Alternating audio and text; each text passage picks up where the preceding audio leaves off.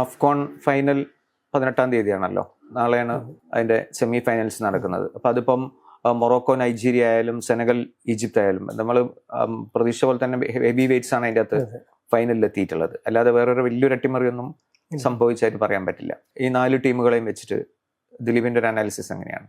ഇതിൽ ഏറ്റവും ജയിക്കാൻ വാശി ഉണ്ടാവുക നൈജീരിയക്കായിരിക്കും. അവര് ലോകകപ്പിലില്ല.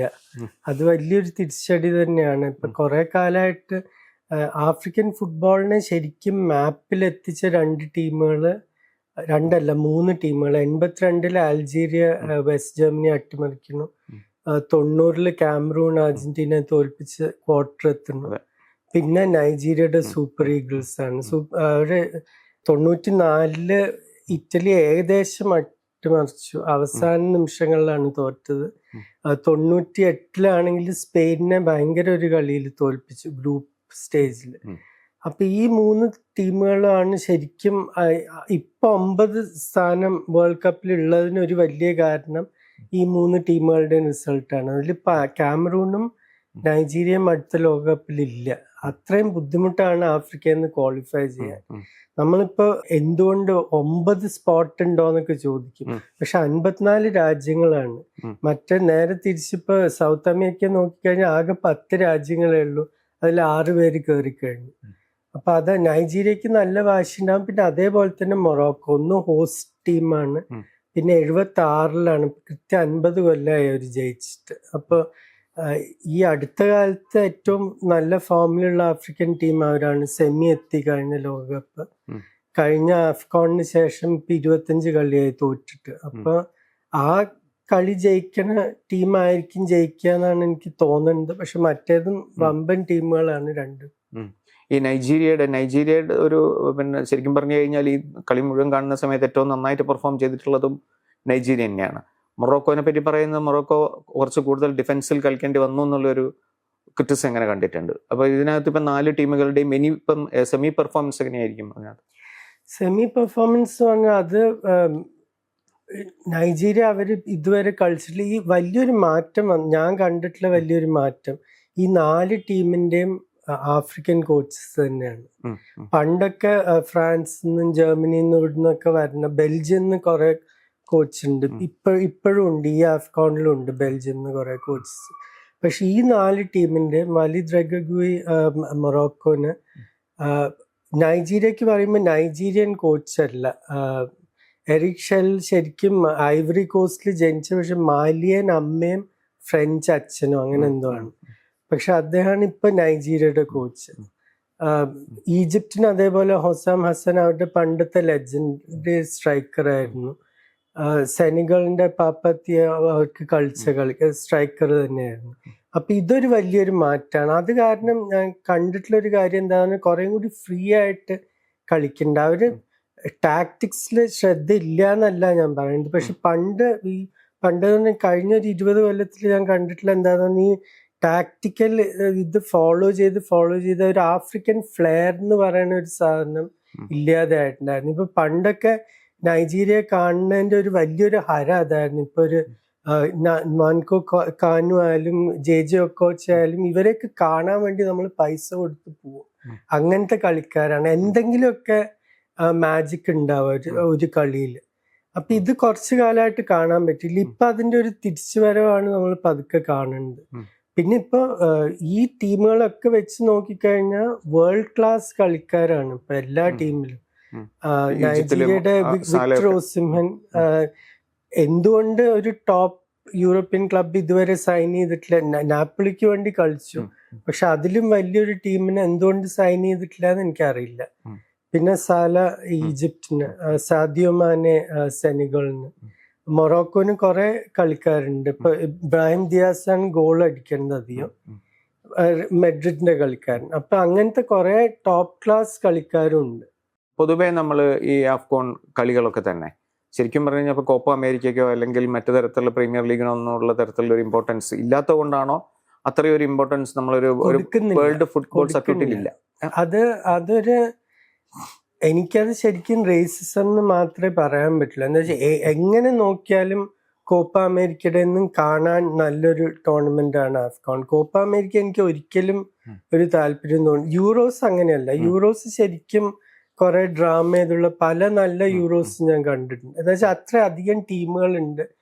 എല്ലാ സമയത്തും ഒരു ജയിക്കാൻ സാധ്യതയുള്ള ഒരു 5-6 ടീമുകൾ ഉണ്ടാവും. പിന്നെ ഒരു 1-2 കറുത്ത കുതിരകൾ എന്ന് നമ്മൾ പറയണം, അങ്ങനത്തെ ടീമുകൾ ഉണ്ടാവും. കോപ്പ അമേരിക്കയിൽ സ്ഥിരമായിട്ടും അർജന്റീന, ബ്രസീൽ, ഉറുഗ്വേക്ക് അപ്പുറം ഏതെങ്കിലും ഒരു കൊളംബിയോ, പാരഗ്വേ, അവരുടെ ഏതെങ്കിലും ഒരു ടീമിന്റെ നല്ല കാലം, ചില്ലിക്ക് അടുത്ത കാലത്ത് ഉണ്ടായിരുന്നു. അതിനപ്പുറത്തൊന്നും ഇല്ല ശരിക്കും. നേരെ തിരിച്ച് ആഫ്രിക്കയിലും ഇതേപോലെ ഇപ്പൊ ആഫ്രിക്കൻ ഫുട്ബോളിന്റെ താപ്പാനകളെ നോക്കിക്കഴിഞ്ഞാൽ ഗാന ക്വാളിഫൈ ചെയ്തിട്ടും കൂടില്ല ഈ ആഫ്കോൺ. 4 തവണ ജയിച്ചിട്ടുള്ള ടീമാണ്. ഇത്തവണ കേറിയിട്ടും കൂടി അവരുടെ ഗ്രൂപ്പിൽ ലാസ്റ്റ് ആയിരുന്നു അവര്. പല ടീമുകളും ഇപ്പൊ മൊറോക്കോ 50 കൊല്ലമായി ജയിച്ചിട്ടില്ല. ഈജിപ്റ്റ് 2010 അവരുടെ 7ാമത്തെ റെക്കോർഡ് കിരീടം നേടിയത്. അതിനുശേഷം ജയിച്ചിട്ടില്ല. ഐവറി കോസ്റ്റ് ഇപ്പൊ ഡിഫെൻഡിങ് ചാമ്പ്യന്മാരായിരുന്നു, പുറത്തായി. അവരുടെ ഏറ്റവും നല്ല കാലം ഡിഡിയെ ഡ്രോഗ്ബയ്ക്കുള്ള സമയത്ത്, ഡ്രോഗ്ബയുടെ അവസാന കൊല്ലങ്ങളിലാണ് അവസാനം 2ാമത്തെ തവണ ജയിക്കുന്നത്. 92-നും 2015-നും ഇടയ്ക്ക് ജയിച്ചില്ല. അത്രയും ബുദ്ധിമുട്ടാണ്. ഞാൻ ഒരു ഉദാഹരണം പറഞ്ഞുതരാം. എനിക്ക് എൻ്റെ ആദ്യത്തെ ബ്രേക്ക് തന്ന ഒബ്സർവറിന്റെ സ്പോർട്സ് എഡിറ്റർ ഒലിവർ ബ്രയൻ എന്നോട് എപ്പോഴും പറയാം, നീ ജീവിതത്തിൽ ഏതെങ്കിലും ഒരു ടൂർണമെന്റ് കവർ ചെയ്യുകയാണെങ്കിൽ അത് ആഫ്കോൺ ആയിരിക്കണം. ലോകകപ്പ് അല്ല, യൂറോ അല്ല, കോപ്പ അല്ല, ആഫ്കോൺ. ഞാൻ ചോദിച്ചാൽ എന്താ നിങ്ങൾക്ക് ഒരിക്കലും ആ കളറും ഇത്രയും അധികം കൾച്ചർ മീറ്റ് ചെയ്യണം. ഇപ്പൊ നമുക്ക് മാപ്പ് നോക്കുമ്പോൾ ശരിക്കും ആഫ്രിക്ക എത്ര വലുതാണ്. അത് മെർക്കേറ്റേഴ്സ് പ്രൊജക്ഷൻ അങ്ങനെയാണല്ലോ. ശരിക്കും ഒരു ഭയങ്കര ഹ്യൂജ് ഒരു ലോകം തന്നെയാണ് ശരിക്കും ആഫ്രിക്ക എന്ന് പറഞ്ഞാൽ. അപ്പൊ അത് ഇപ്പൊ നോർത്ത് ആഫ്രിക്കയുടെ ഫുട്ബോൾ കൾച്ചർ, വെസ്റ്റ് ആഫ്രിക്കയുടെ, ഇതൊക്കെ വളരെ വ്യത്യസ്തമായിട്ടുള്ള കൾച്ചേഴ്സാണ്. ഫുട്ബോൾ കൾച്ചറും അതെ, അല്ലാത്ത കൾച്ചറും അതെ, ഭക്ഷണം ഒക്കെ വളരെ വ്യത്യാസമാണ്. അപ്പൊ അതൊരു എക്സ്പീരിയൻസ് തന്നെയാണ്. ഒരിക്കൽ പോവാൻ നോക്കി, എൻ്റെ അപ്പോഴത്തെ പാർട്ട്ണർ സമ്മതിച്ചില്ല. ആംഗോളയിൽ പോവാൻ ഞാൻ നന്നായി തോന്നി. എന്താ വെച്ചാൽ ആഫ്കോണിലാണ് ടോഗോ ടീമിനെ അറ്റാക്ക് ചെയ്തത്. ടെറർ അറ്റാക്ക് ഉണ്ടായിരുന്നു 2010. ഇതിനകത്ത് നമ്മളൊരു വേൾഡ് കപ്പും അടുത്തെത്തിയല്ലോ. അപ്പൊ ഇതിൽ നോക്കുകയാണെങ്കിൽ ഇപ്പൊ നൈജീരിയ ഒഴികെ ബാക്കി 3 ടീമും അതിൽ കളിക്കുന്നു. അപ്പൊ അത് വെച്ചിട്ട് നമ്മുടെ ഒരു ആഫ്രിക്കൻ കോൺട്രിബ്യൂഷൻ എത്രമാത്രം ഉണ്ടാവും ഇതിനകത്ത്? മൊറോക്കോ തീർച്ചയായിട്ടും കഴിഞ്ഞ തവണത്തെ പോലെ പേടിക്കേണ്ട ഒരു ടീമാണ്. എന്ന് വെച്ചാൽ അവർക്ക് അത്രയും ഒരുവിധം എല്ലാ കളിക്കാർക്കും വലിയ ലീഗുകളിൽ എക്സ്പീരിയൻസ് ഉള്ള ടീമാണ്. ഇപ്പൊ അവർ ഒരുമിച്ച് കുറെ ആയി കളിക്കുന്നു. എല്ലാ കളിക്കാരെ അത്രയും നന്നായി അറിയണ ഒരു പരിശീലകനുണ്ട്. അപ്പൊ ഇതൊക്കെ ഒത്തു വന്നിട്ടുള്ള ഒരു ടീമാണ്. അതുപോലെ തന്നെ ഇപ്പൊ ഈജിപ്തിന്റെ ഒരു തിരിച്ചുവരവ് കാണുന്നുണ്ട്. കുറെ ഇതിനു മുമ്പ് 17-ലും 21-ലും തോന്നുന്നു ഒരു ഫൈനലിൽ എത്തി തോറ്റത്. പക്ഷെ അത് ബോറ് ടീമുകളായിരുന്നു. നമുക്ക് കണ്ടിരിക്കാൻ പറ്റില്ല. സാലയൊക്കെ ഉണ്ടെങ്കിലും വളരെ ഒരു നെഗറ്റീവ് ഡിഫെൻസീവ് ഗെയിം കളിക്കുന്ന ഒരു ടീമുകളാണ്. ഇപ്പൊ കുറച്ചും കൂടി അവര് എക്സ്പ്രസ് ചെയ്യാൻ തുടങ്ങിയിട്ടുണ്ട്. സാല ഉണ്ട്, സിറ്റിയുടെ ഒമാർ മാർമൂഷ്, ട്രെസിഗോ, അങ്ങനെ കുറെ നല്ല കളിക്കാരുണ്ട്. അപ്പൊ അവരും ഒരു തിരിച്ചുവരവിലാണ്. സെനഗൽ പിന്നെ എപ്പോഴും വളരെ ഫിസിക്കലായിട്ട് സ്ട്രോങ് ആയിട്ടുള്ള ഒരു ടീമാണ്. അത് ആ വെസ്റ്റ് ആഫ്രിക്കയുടെ ഇപ്പം പ്രധാനപ്പെട്ട ഒരു റെപ്രസെന്റേറ്റീവ് ഇപ്പൊ ഗാന ഇല്ല, നൈജീരിയ ഇല്ല, കാമറൂൺ ഇല്ല.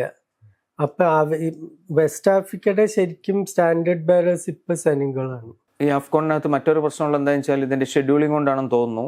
ഈ നല്ല പ്ലേയേഴ്സിനൊക്കെ വിടുന്നതിനൊക്കെയുള്ള താമസവും പ്രശ്നങ്ങളൊക്കെ കൂടുതൽ ഡിസ്കസ് ചെയ്യപ്പെട്ടിട്ടുണ്ട്. അതും ഇതിനെങ്ങനെയാണ് ബാധിക്കുന്നുണ്ടോ?